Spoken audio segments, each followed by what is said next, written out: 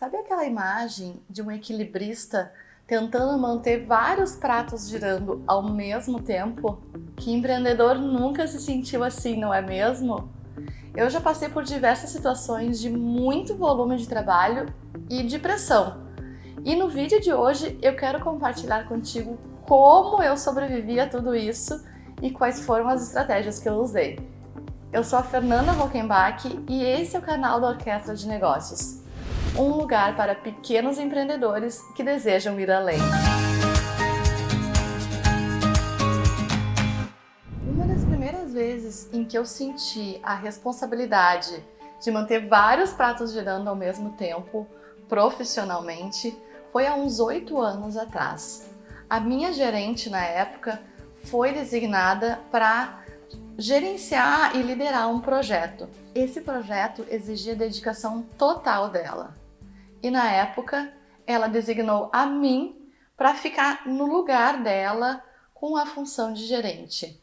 Eu precisava fazer não apenas as minhas funções, mas também as dela, o que incluía dar suporte ao diretor de vendas na ocasião, com todo tipo de informação estratégica que ele precisava.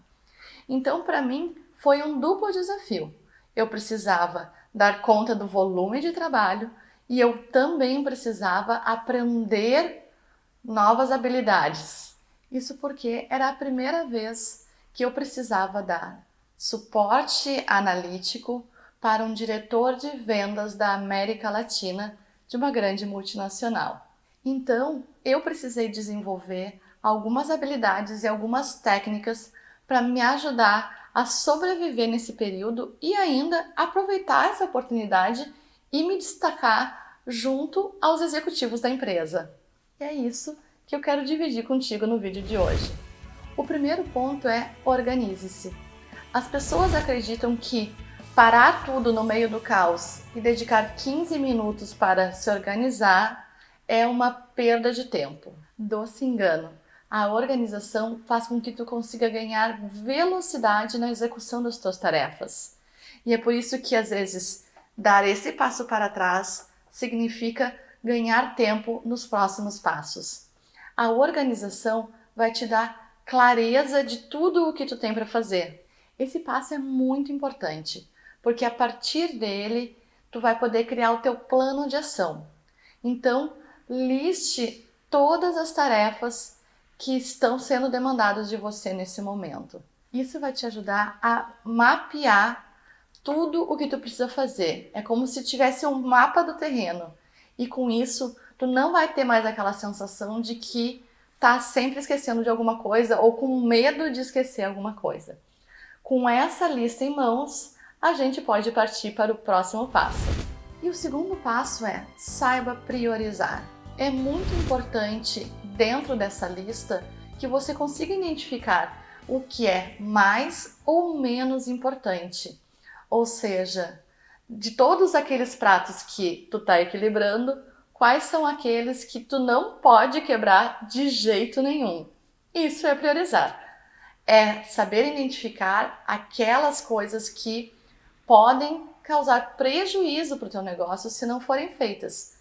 E aqui eu falo não só de prejuízo financeiro, mas também um prejuízo de imagem da tua empresa junto a um cliente, por exemplo. Eu normalmente classifico as prioridades em 3 níveis. 1, alta prioridade, 2, média prioridade e 3, baixa prioridade. E com aquela lista que já foi feita lá no passo 1, eu classifico cada uma das ações entre 1, 2 e 3. Alto, médio e baixa prioridade. Mas olha só, não pode pegar aquela lista e colocar tudo como 1, por exemplo. Isso não vai te ajudar em nada. A priorização aqui nesse caso, ela é relativa, ou seja, comparando todos os itens da lista, quais são mais importantes e quais são menos importantes, um em relação ao outro. Identifique as low-hanging fruits. Você já ouviu falar dessa expressão em inglês, low-hanging fruits? Pois bem, Imagina uma árvore cheia de maçãs. Existem maçãs que estão lá no topo da árvore ou muito no meio, perto do caule, e são mais difíceis de pegar. Mas também existem aquelas maçãs que estão mais embaixo da copa da árvore, que basta estender a mão para pegar essas maçãs. Essas maçãs que você consegue pegar com muita facilidade são as chamadas low-hanging fruits, ou seja, as atividades que tu consegue fazer com rapidez e com muita facilidade. Dentro daquela lista, com certeza tem atividades mais ou menos complexas. Às vezes, começar executando as tarefas que são low-hanging fruits vai ajudar você a se livrar de uma série de atividades, uma série de itens da lista que ficam te deixando com uma pressão de ter muitas coisas para fazer.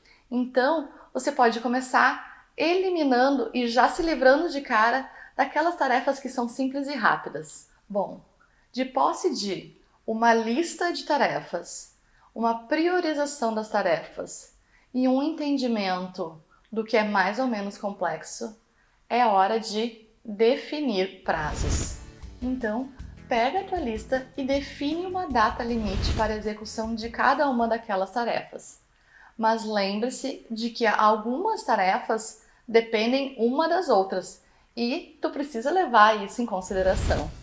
E por fim, e talvez um dos itens mais importantes é: respire e mantenha o foco.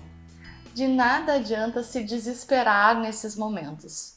Quando a gente fica em estado meio que de pânico, a nossa mente não consegue pensar direito.